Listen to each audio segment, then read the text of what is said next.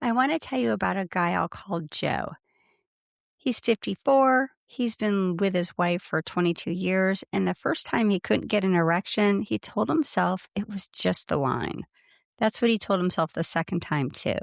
By the third time, he went straight to his doctor, got a prescription for the little blue pill, and thought, okay, problem solved. Except it wasn't. The pill worked sometimes, and then it didn't. And Joe spent the next 6 months convinced something was fundamentally broken about him. He stopped initiating sex. He stopped cuddling his wife because it felt like it might lead somewhere he couldn't follow through. He basically stopped being a sexual person entirely. And his wife had no idea what was happening. She thought he'd stopped finding her attractive because he never talked to her about it. That's the kind of quiet suffering we're talking about today. And I want you to know if that story sounds familiar, there's so much more help available to you than what Joe was doing. Hi there, and welcome to the Great Sex Podcast. I'm your host, Dr. Heather England. I'm a coach, psychotherapist, and certified sex therapist. I want this podcast to empower you to live your best life by creating fabulous relationships and the type of sexual intimacy you want. This is another episode in my ED series. And before we dive in, today's podcast is brought to you by my 2 on-demand online workshops on ED. The first is focused on mastering performance anxiety because it's genuinely the top contributor to ED, and it doesn't get nearly enough attention. The second workshop is specifically designed for the female partners of those experiencing ED, because partners deserve support too. I'm so excited about both of these trainings, and I've gotten really wonderful feedback. I'll drop the links in the show notes so you can check them out. Okay, let's get into it. So here's the thing about Viagra, Cialis, and all of those little blue pills out there. They are genuinely remarkable medications. For a lot of men, they are life-changing. They restore erections, they give guys their confidence back, and they make sex feel possible again. And for some men, they're a really important medical support, but they're not magic. And nobody tells you that part. You go to the doctor, you get the prescription, and there's this unspoken promise that this is going to fix things. So when it doesn't work the way you expected, or it works for a while and then stops, or if you take it and nothing happens, the shame that comes flooding in is enormous. Here's a number that surprised me even when I first encountered it. Roughly 30% of men don't respond well to ED medications. 30%. That's not a small group of outliers. That's a huge portion of the men who are taking these pills sitting with a quiet kind of devastation because the thing that was supposed to be the solution isn't solving the problem. So why doesn't it work for everybody? Some of it is practical stuff. Sildenafil, which is the active ingredient in Viagra, and vardenafil work best when you take them 30 to 60 minutes before sex on an empty stomach. Cialis takes up to 2 hours to hit peak effectiveness, but lasts up to 36 hours. If the timing's off, the food situation's off, the medication may not do what it's supposed to do. Some men have progressive medical causes for their ED, vascular disease, diabetes, neurological changes. The pill can't override all of those things on its own. And here's the piece that I think is the most under-discussed, the most misunderstood, and honestly, the most important thing I want you to take away from this episode today. The pill does absolutely nothing for performance anxiety. Nothing. Performance anxiety is probably the most common contributor to ED, and medication doesn't really touch it. Here's what happens physiologically. You have one difficult sexual experience.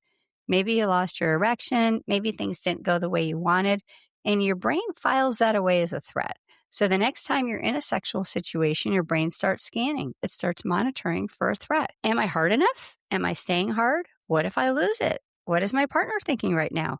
What if I disappoint them? What if it happens again? And the moment your brain decides you're in danger, even perceived danger, it shifts into survival mode. Your stress response kicks in. Blood flow gets redirected to your heart, your muscles, all the places your body needs to fight or to flee. And your penis? It's not a priority in a survival situation. So even with the medication in your system, your nervous system is actively working against arousal. The pill supports blood flow, but it can't override fear. It can't quiet that relentless voice in your head that's doing play by play commentary on your erection. This is exactly why men say things like, well, the pill worked at first, but then it stopped. Or I got hard at the beginning, but then I lost it. Or I was so anxious that nothing happened at all.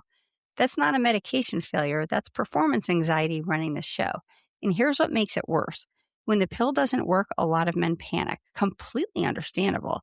But panic tends to lead to choices that dig the hole deeper. Some guys start playing doctor with themselves. They increase their dose on their own. They start buying supplements online. They try whatever they read about in some forum at 2 a.m. Please don't do this.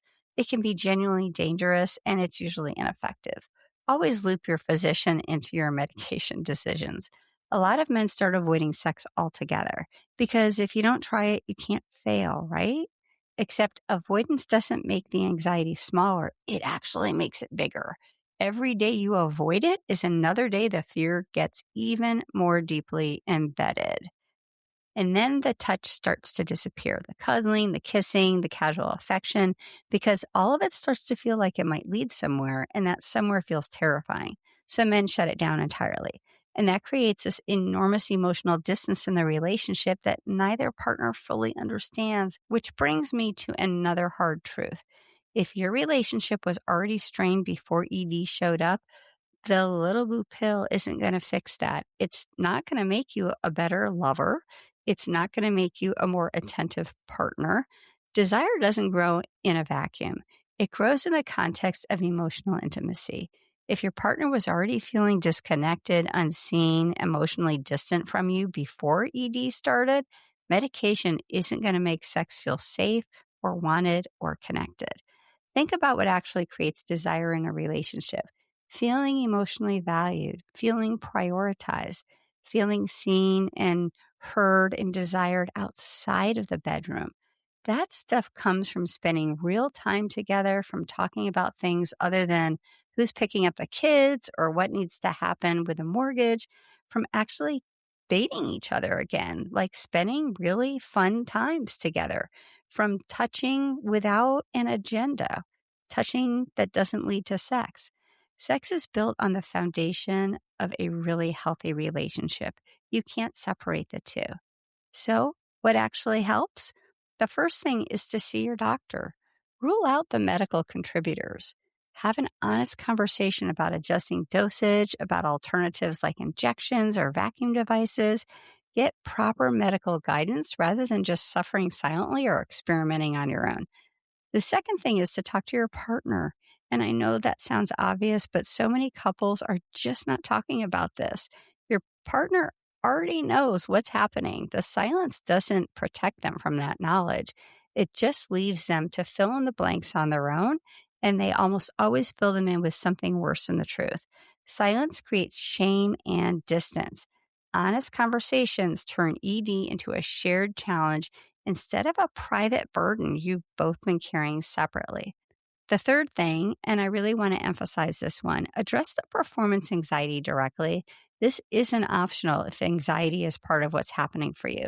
Tools like mindfulness, nervous system regulation, learning to shift your focus away from performance and back into sensation and presence.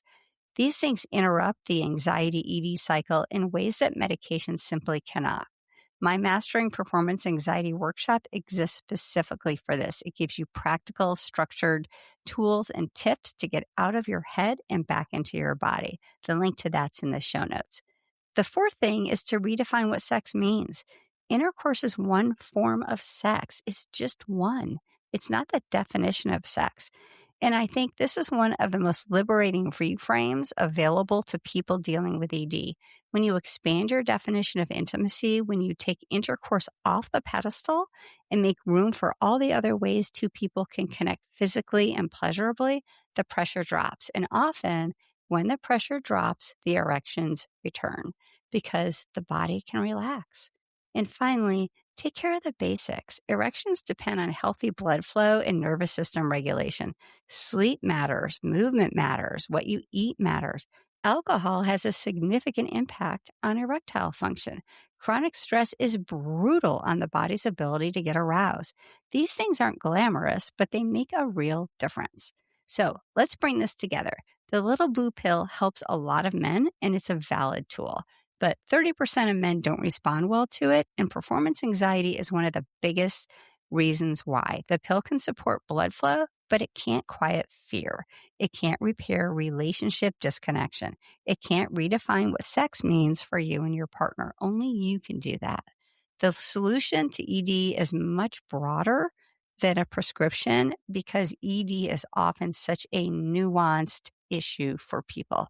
And honestly, when couples do the deeper work, they often end up with a more connected, a more intimate, and more satisfying sex life than they had before ED entered the picture.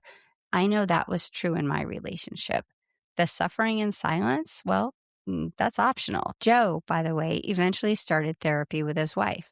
He worked on the performance anxiety piece directly. He and his wife had some of the most honest conversations they'd had in years. He told me it was terrifying, but also one of the best things that ever happened to their marriage. You can do that too. So thank you for joining me on today's episode. Don't forget to subscribe, share the podcast with a friend who might enjoy it, and leave a positive review. Until next time, my wish is for you to create a life filled with phenomenal relationships and fabulous sexual intimacy. Thanks again. Bye-bye.